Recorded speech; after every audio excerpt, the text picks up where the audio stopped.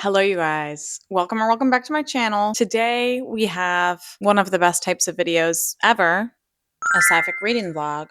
I'm so excited for this. Since I started my channel, I've been excited for Pride Month because it's an excuse to read all sapphic books. And I've decided to do all new release sapphic books in this vlog. I have 3 lined up for this video. First book, Anderson in Bloom by Jennifer Dugan. This is literally so cute. Also, look how cute it looks with my little bookmark. It looks like a little flower. Shout out Meg for the bookmark. I have not read from Jennifer Dugan before, but I'm really excited to. My friends got me this for my birthday, and I'm super excited.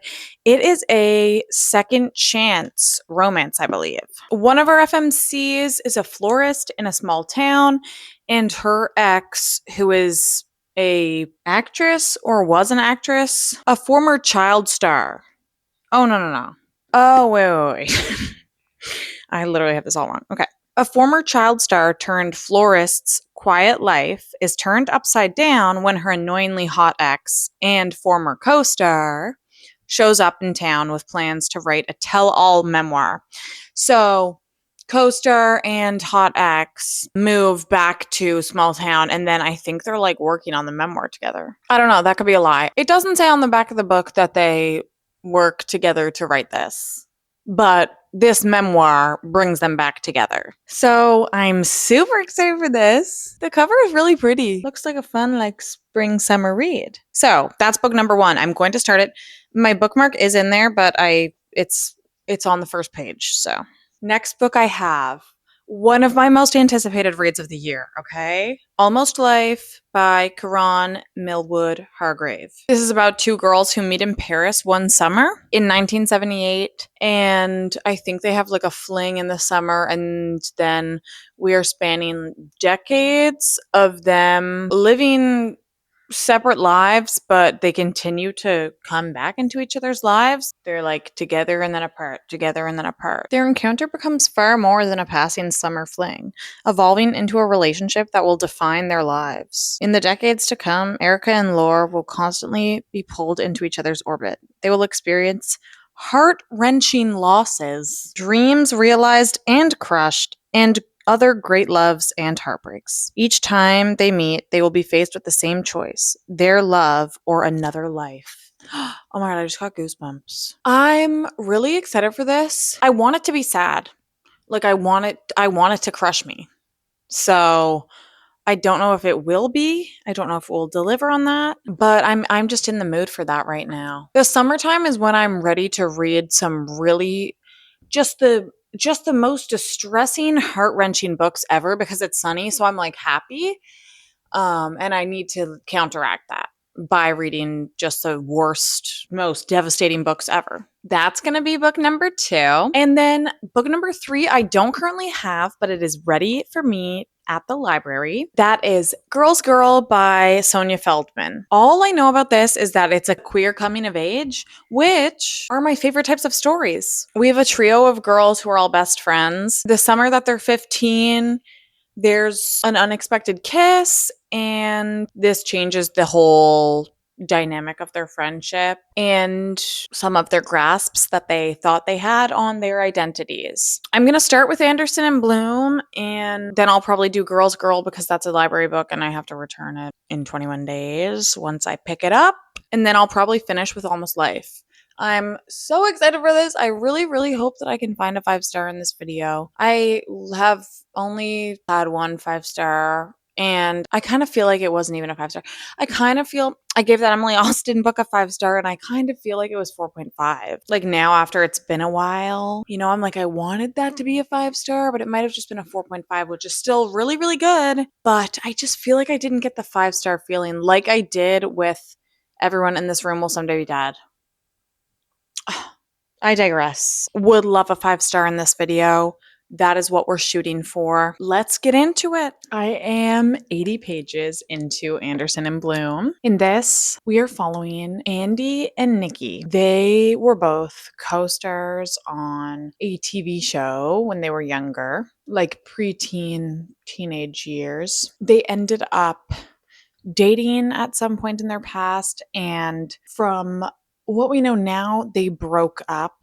I'm assuming it was a messy breakup because they're not on good terms. Andy has been laying low, living in this small town as a florist, and Nikki has gone on to keep pursuing her acting career. So she's like an Oscar winner, super successful. One day, Andy is looking online and sees that Nikki is wanting to write a tell-all memoir. She gets pissed off and drunk texts her and is like, your book. You're stupid and your book's stupid. Then they actually end up running into each other. Nikki wants to talk to Andy about this memoir because she wants to get Andy's input on it. That's pretty much it right now. I'm liking it so far. I'm questioning how I feel about Nikki right now. This is from Andy's perspective, so Nikki doesn't sound like that great of a person currently, but waiting to fully decide how I feel about her until we're further in and we know what happened to cause them to break up. It sounds like the end of their relationship was very messy. They definitely did not end on good terms. So I'm excited to get more insight into that side of things.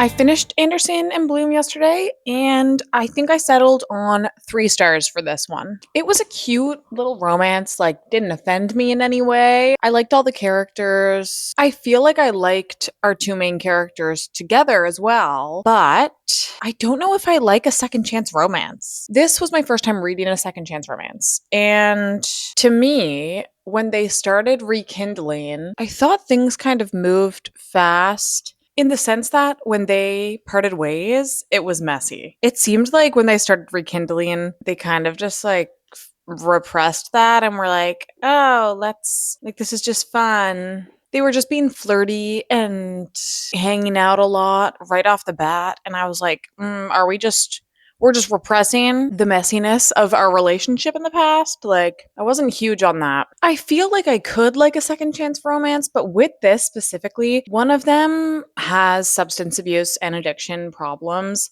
in the past when they were dating before. We see how that affects that individual and their partner and their relationship as a whole. It's terrible. I can't imagine being in that situation. Then trying to rekindle, years down the line after you've been through all that shit and like seen terrible things happen, rekindling the romance and relationship would be a lot of work.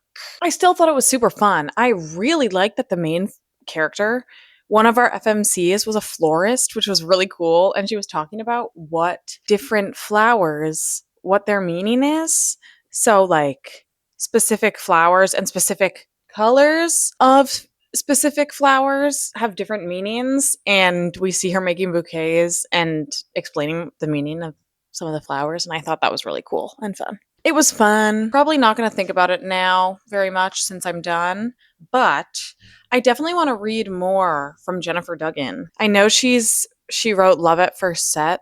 I actually don't know what it's about, but I know that like it has something to do with the gym, I guess, because I'm pretty sure there's like a barbell on the front and set, So I kind of want to read that.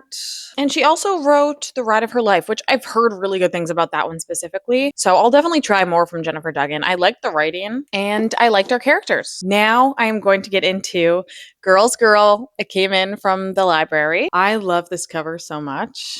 It's so pretty. The colors and the photo on the front, I love it. Oh, and I love the fonts. I love the like cursive font. Yeah, so I'm going to start this. I'm so excited for this. I love a coming of age. Let's get into Girls Girl by Sonia Feldman.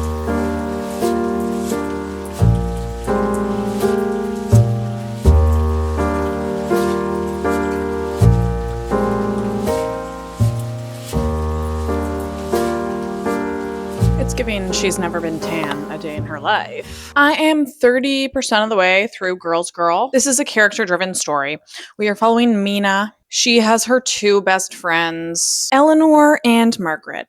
And they are 15 years old, and they have a very 15-year-old friendship vibe going on. They're incredibly dependent on each other. They get jealous when they hang out with other people. They want to be together literally all the time. So two of them kiss, and we are following the repercussions of that and how that changes the friendship dynamic. So it's not this like big blow up. Up to this point, it seems like the other friend doesn't even know that that's happened. So we're just watching their friendship kind of crumble. They're not hanging out with each other. And also the two girls that kissed are not really talking about it. We are seeing what Mina's relationship is like with her mom, which is also very 15-year-old coded. Her mom says like basically anything and it turns into a fight. There's really not much crazy plot. I think it's just going to be following the repercussions of these actions. It seems like the story is being told from the perspective of Mina when she's like an adult. She's looking back on this, which is kind of cool. And I'm wondering if we're going to see more of her as an adult like later in the story. I like the writing style. It's not super flowery or anything, but there are still some great quotes throughout. I can like smell this book. Is that weird to say? They're 15 years old and it's the summertime, so there's no school. They are like hanging out all the time, being teenage girls, trying to like explore their sexualities, to get a feel for the perspective that it's written from. This is the first sentence in chapter 1. Also, the chapters aren't numbered, which kind of pisses me off. I don't know why. Like, there are chapters, but they're just not numbered. It's just like that. Anyways, growing up, I had two best friends, Margaret, whom I had known my whole life, and Eleanor, with whom I was in love, though for years I had no reason to tell my feelings for one apart from my feelings for the other. Both were fervent. It's like, okay, if you've read The Virgin Suicides, it's like that. It's somebody looking back at their childhood, and I really, really like that. Like, I loved The Virgin Suicides, and that was a big reason that I liked it because of the perspective and that it was written looking back on these events that happened like 20 years ago or something. I don't know if I'll update again before I'm done because I feel like there's not going to be much plot-wise for me to update you guys on. I can't really say how things resolve or anything because that'd be a spoiler. So I'll probably just be back with final thoughts, but I'm going to sit down now and try and get a little bit of reading in before I go to work.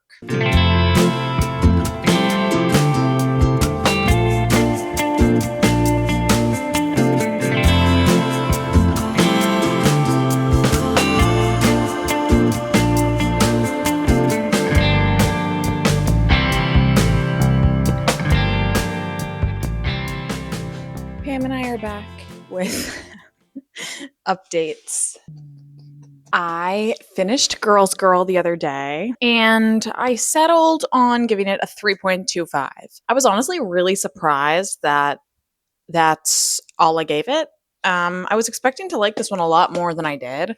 I normally love a coming of age story because they're like 15 in this and you were only seeing them when they're 15. It's following this one summer. It was teenage drama and like teenagers dealing with friendship, and it just kind of annoyed me because they're all immature. They're 15, which, hey, I feel like the author wrote them accurately as 15-year-old girls. Don't really know if I would recommend this one, honestly. Besides the teenage drama, I kind of found it boring. I thought that the writing was really pretty, like the descriptions, really, really beautifully done, I thought. And I love this cover. Oh, I wish I liked this book more because I love the cover so much. One thing I will say, though, that last chapter, which is literally that long, that was probably my favorite part of the whole book. There's a quote in it that I think just like sums up adult friendships and I can really relate to with my like longtime best friends where we all are in different cities. Well, there is one particular quote on this page that gagged me. It hit way too close to home, just about adult friendships and as you're growing up, how your lifelong friendships change when you move away, get busier, all of the stuff that comes with being an adult. I will cry when I read this. Okay, wait. Let me prepare myself. Can you hear that? Now we know about missing each other, having friends who haven't met our mothers. Now a week apart or a month isn't very long at all. In each other's absence, we feel an absence of ourselves as well. Like jail. Got goosebumps. That was that. I'm very happy that I read this still. And I think I will pick up from Sonia Feldman again if she writes more. This is a debut novel from her. I did really like her writing. I just didn't love the 15-year-old girl of it all.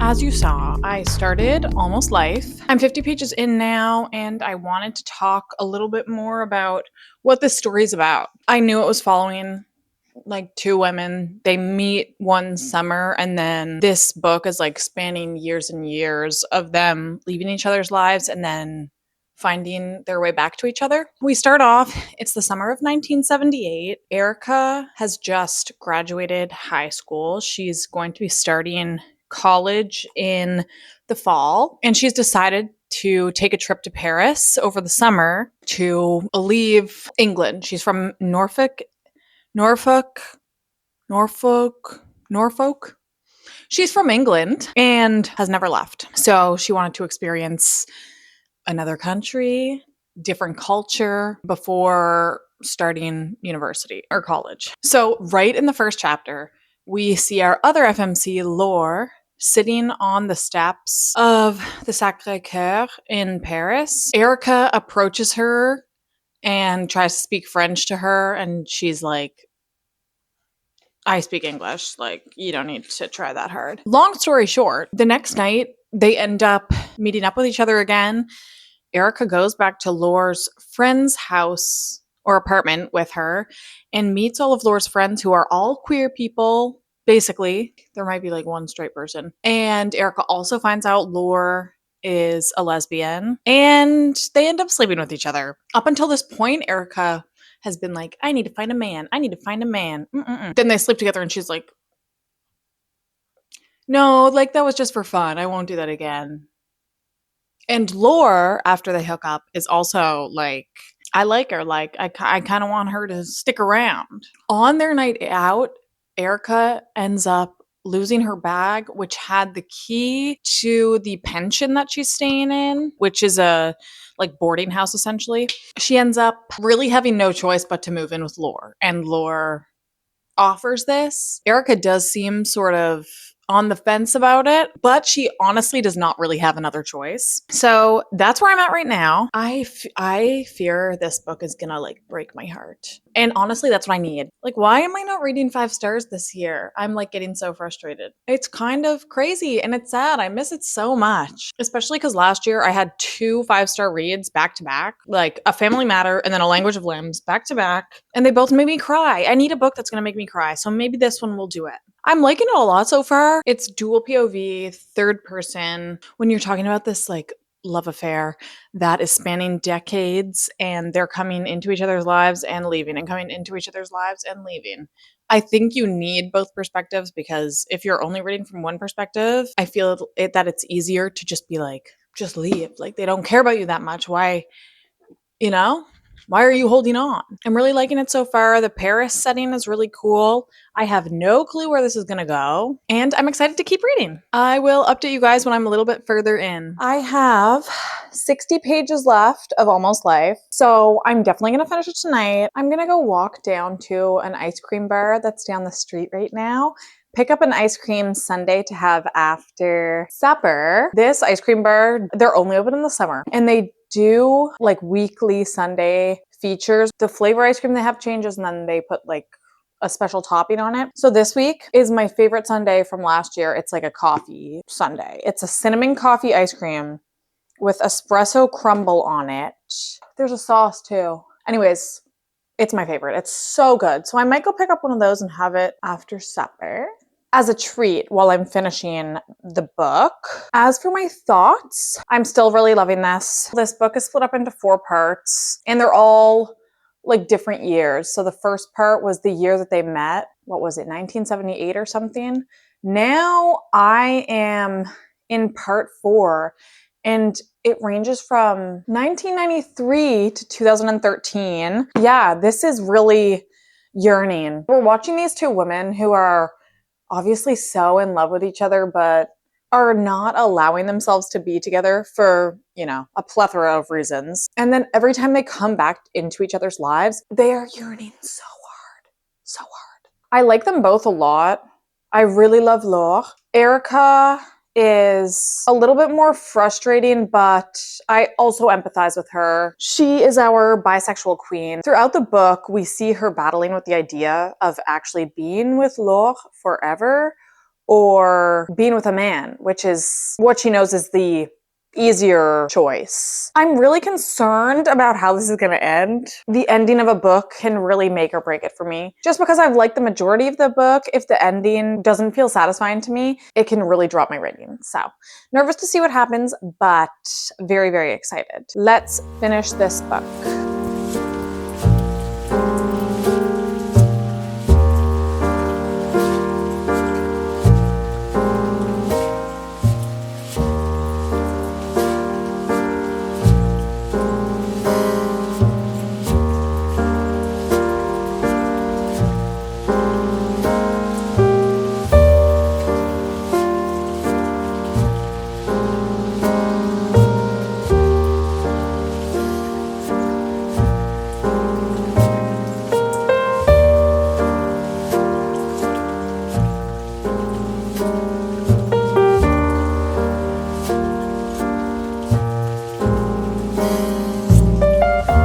Yes, I did in fact finish Almost Life, and yes, I did in fact sob at the end. I'm really happy with my reading experience for this book. I had very high hopes going in because I love this type of a story. We're following these two characters' lives over the span of almost 40 years. We're watching them grow, we're watching them experience love and loss.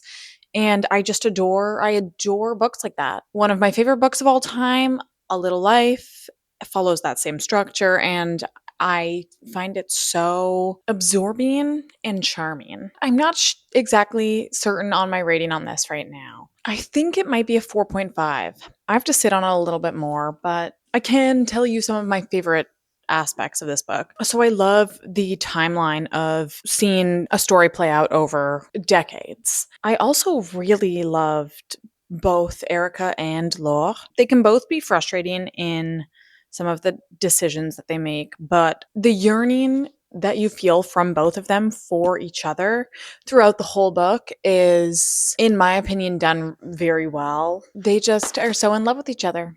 And it hurts. Due to the years that this book is taking place in, we do hear about the AIDS epidemic. We hear about the legalization of gay marriage. And one of our characters is also dealing with the conflicting feelings of, I'm in love with this woman, but I feel like I should be with a man because that's the easier way out. I really loved those aspects of the plot as well. I would definitely recommend this book.